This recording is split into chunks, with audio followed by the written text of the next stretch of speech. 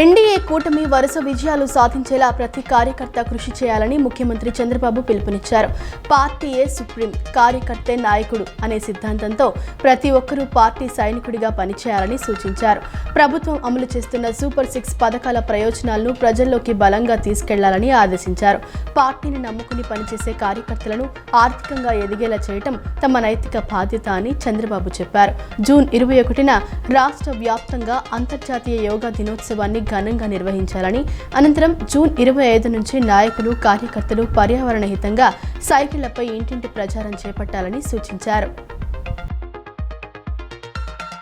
నంద్యాలలో వైఎస్ విగ్రహం తలకాయను గొడ్డలి పార్టీ కార్యకర్త జంబులైతో తీయించి దాన్ని టీడీపీ మీద నెట్టే ప్రయత్నం చేశారని మంత్రి అనగాని సత్యప్రసాద్ మండిపడ్డారు.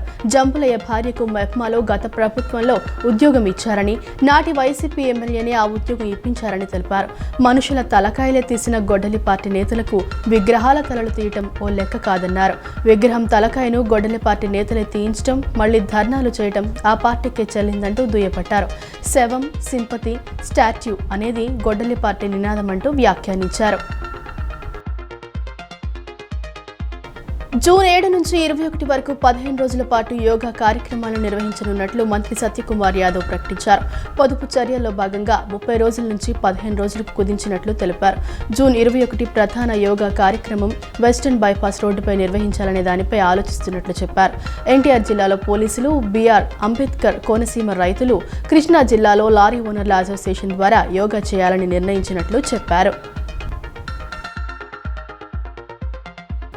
ఒక మగధీర, ఒక రంగస్థలం, ఒక ఆర్ఆర్ఆర్, ఒక పెద్ది ఇలాంటి మూవీ కోసం కాకపోతే ఇంకా దేనికోసం కష్టపడతామని mega power star Ram Charan అన్నారు.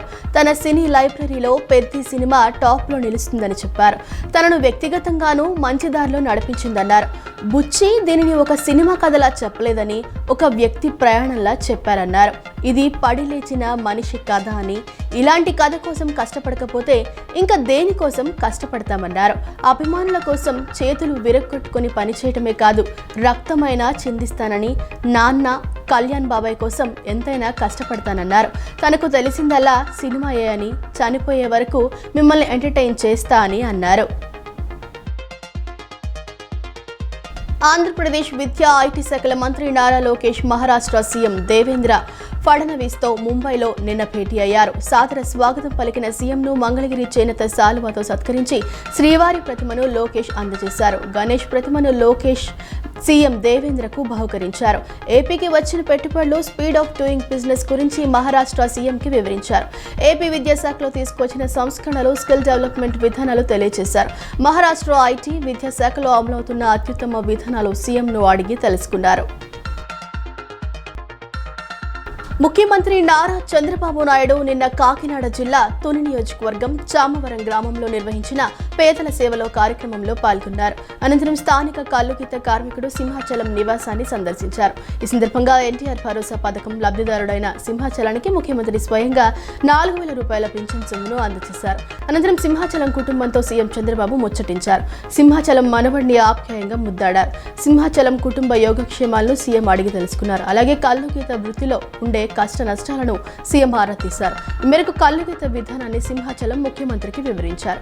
తాను ప్రస్తుతం 6 తాటి చెట్ల నుండి కళ్ళు తీస్తున్నానని సింహాచలం చెప్పారు. సింహాచలం మేనల్లుడు ముసలయ్య తాటి చెట్టు ఎక్కి కళ్ళు తీశారు.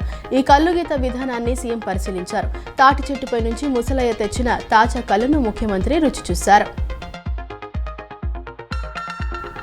స్థానిక సంస్థల ఎన్నికలను దృష్టిలో పెట్టుకుని వైసీపీ దుష్ట రాజకీయాలకు పాల్పడుతుందని ఆంధ్రప్రదేశ్ రోడ్లు, భవనాల శాఖ మంత్రి బీసీ జనార్దన్ రెడ్డి ఆరోపించారు. రాష్ట్రంలో అలజడులు సృష్టించి శాంతి భద్రతలకు భంగం కలిగించేందుకు ఆ పార్టీ నేతలు కుట్రలు పన్నుతున్నారని మండిపడ్డారు. వైసీపీ నేతల ఉచ్చులో పడకుండా మరింత అప్రమత్తంగా ఉండాలంటూ కూటమిలోని పార్టీ నేతలతో పాటు కార్యకర్తలకు ఆయన స్పష్టం చేశారు. డిఎస్సి స్పోర్ట్స్ కోటా నియామక ప్రక్రియను పూర్తి స్థాయి పారదర్శకతతో ప్రభుత్వ నిబంధనల ప్రకారం ఎటువంటి రాజకీయ జోక్యం లేకుండా నిర్వహించినట్లు రాష్ట్ర క్రీడల శాఖ ప్రత్యేక ప్రధాన కార్యదర్శి అజయ్ జైన్ తెలిపారు.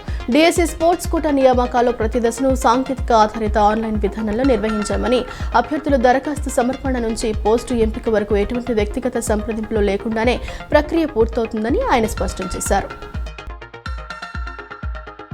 ప్రజల నుండి స్వీకరించిన అర్జీలను సమగ్ర సమాచారంతో అర్జీదారుడి సంతృప్తి లక్ష్యంగా స్పష్టతతో పరిష్కారం చూపాలని జిల్లా కలెక్టర్ డాక్టర్ జి లక్ష్మీ అధికారులను ఆదేశించారు. సంతృప్తికరంగా పరిష్కారం చూపితే ప్రభుత్వ ఆశయం నెరవేరుతుందనే సందేశం ప్రతి అధికారి దృష్టిలో ఉండాలన్నారు. జిల్లా స్థాయి అధికారులు క్షేత్రస్థాయి అధికారులతో సమన్వయం చేసుకుని అర్జీల పరిష్కారంపై దృష్టి పెట్టాల్సి ఉందన్నారు. రాష్ట్రంలోని పేదలు, వృద్ధులు, వితంతువులు, దివ్యాంగుల సంక్షేమమే కూటమి ప్రభుత్వ ప్రధాన లక్ష్యమని విజయవాడ ఎంపీ కేశినేని శివనాథ్ పేర్కొన్నారు. పెన్షన్ అనేది కేవలం ఆర్థిక సాయం మాత్రమే కాదు, మన పెద్దల పట్ల ప్రభుత్వం చూపిస్తున్న గౌరవానికి ప్రతీక అని ఆయన తెలిపారు. లబ్ధిదారుల ఇళ్ల వద్దకే పెన్షన్లు అందజేస్తూ వారి జీవితాల్లో భరోసా నింపుతున్నామన్నారు. వృద్ధులు, వితంతువులు, దివ్యాంగుల సంక్షేమానికి ప్రభుత్వం అత్యంత ప్రాధాన్యత ఇస్తోంది అని ఎంపీ పేర్కొన్నారు. ప్రభుత్వం అమలు చేస్తున్న పెన్షన్ పంపిణీ, గృహ నిర్మాణ కార్యక్రమాలు రాష్ట్రంలో సామాజిక భద్రతను మరింత బలోపేతం చేయడంతో పాటు పేదల జీవితాల్లో కొత్త ఆశలను నింపుతున్నాయని ఎంపీ తెలిపారు. గన్నవరం నియోజకవర్గ అభివృద్ధిని అజెండాగా పెట్టుకుని ముందుకు సాగుతున్నానని, అలానే ప్రతి అర్హుడికి ప్రభుత్వ సంక్షేమ ఫలాలు అందేలా చర్యలు తీసుకుంటున్నారని ఏపీ ప్రభుత్వ విప్ గన్నవరం ఎమ్మెల్యే యార్లగడ్డ వెంకట్రావు తెలిపారు. గన్నవరంలో 200 కోట్ల పెట్టుబడితో సీడాక్ కేంద్రం ఏర్పాటుకు కేంద్ర ప్రభుత్వం సానుకూలంగా ఉందని, దీనివల్ల ఐటీ విద్యార్థులకు మెరుగైన అవకాశాలు లభిస్తాయని తెలిపారు. ఈ అంశంపై రాష్ట్ర ఐటీ మంత్రి నారా లోకేష్ చర్చించనున్నట్లు చెప్పారు. త్వరలో గన్నవరంలో P4 కార్యక్రమంలో భాగంగా ఆర్టిఫిషియల్ ఇంటెలిజెన్స్ ట్రైనింగ్ సెంటర్ను ప్రారంభించనున్నట్లు వెల్లడించారు. దీనికి అవసరమైన కంప్యూటర్లు, ఫర్నిచర్ ఇప్పటికే సిద్ధంగా ఉన్నాయని చెప్పారు. Mega power star Ram Charan నటించిన పెద్ద cinema director Buchibabu, producer Venkata Satish Kilaru నిన్న రాత్రి ఇంద్రకీలాద్రిపై దుర్గమ్మను దర్శించుకున్నారు. ఆలయానికి విచ్చేసిన డైరెక్టర్ బుచ్చిబాబు, ప్రొడ్యూసర్ వెంకట సతీష్ కిలారును ఆలయ అధికారులు స్వాగతం పలికి అమ్మవారి దర్శనం కల్పించారు. అమ్మవారి ఆలయంలో ప్రత్యేక పూజలు చేశారు. అమ్మవారి దర్శనం అనంతరం ఆలయ అధికారులు వేద పండితులచే ఆశీర్వచనం అందించి అమ్మవారి ప్రసాదం చిత్రపటాన్ని ఆలయ అధికారులు అందించారు. పట్టణాల సుస్థిర అభివృద్ధి కోసం స్థానిక సంస్థలు వినూత్న కార్యక్రమాలు చేపట్టాల్సిన అవసరం ఉందని విజయవాడ నగరపాలక సంస్థ కమిషనర్ ధ్యానచంద్ర తెలిపారు. విజయవాడ నగరపాలక సంస్థ స్వచ్ఛత, ఘన వ్యర్థాల నిర్వహణ, ఇంటింటి చెత్త సేకరణ, మూలంలోనే చెత్త వర్గీకరణ, ప్రజా భాగస్వామ్య కార్యక్రమాలు, స్వచ్ఛ సర్వేక్షణలో మెరుగైన పనితీరు, పార్కుల అభివృద్ధి, హరితీకరణ, చెరువులు మరియు కాలువల పరిరక్షణ, పునరుత్పాదక ఇంధన వినియోగం వంటి రంగాల్లో అనేక ఉత్తమ విధానాలను అమలు చేస్తోందన్నారు.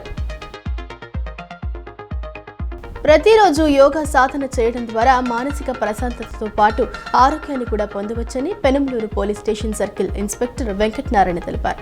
ప్రతి ఒక్కరూ యోగా నేర్చుకుని ప్రతిరోజు యోగా సాధన చేస్తూ ఆరోగ్యంగా జీవించాలని కోరారు.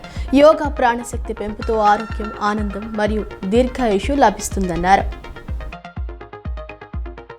ప్రాచీన భారతీయ యుద్ధ కళలో ఒకటైన కర్రసాము వంటి విద్యలను చిన్నారులు నేర్చుకోవడం వల్ల వారిలో ఆత్మవిశ్వాసం, క్రమశిక్షణ, ధైర్య సాహసాలు పెంపొందాయని AP road development corporation director Garikipati Shivashankar పేర్కొన్నారు. శిక్షణ పూర్తి చేసిన విద్యార్థులకు సర్టిఫికెట్లు అందజేసి అభినందించారు. గన్నవరం ఎమ్మెల్యే యార్లగడ్డ వెంకట్రావు గడిచిన 2 ఏళ్లుగా నియోజకవర్గానికి చేసింది శూన్యమని వైసీపీ జిల్లా అధికార ప్రతినిధి మాజీ సర్పంచ్ శీలం రంగారావు ఆరోపించారు. కృష్ణా జిల్లా ఉంగుటూరు మండలం తేలప్రోలులో వైసీపీ జిల్లా అధికార ప్రతినిధి మాజీ సర్పంచ్ శీలం రంగారావు నిన్న విలేకరుల సమావేశం నిర్వహించారు. సమావేశంలో ఆయన మాట్లాడుతూ గన్నవరాన్ని మోడల్ నియోజకవర్గం చేస్తాననటం తప్ప చేసేది ఏమీ లేదన్నారు. సూపర్ 6 ని అటర్ ఫ్లాప్ చేశారన్నారు. ఇది మంచి ప్రభుత్వం అని చెప్పుకొని తిరుగుతున్నారని, నియోజకవర్గానికి చేసింది ఏమీ లేదు కాబట్టి కూటమి నాయకులే ఆయన్ను వన్ టైం ఎమ్మెల్యే అంటున్నారని విమర్శించారు.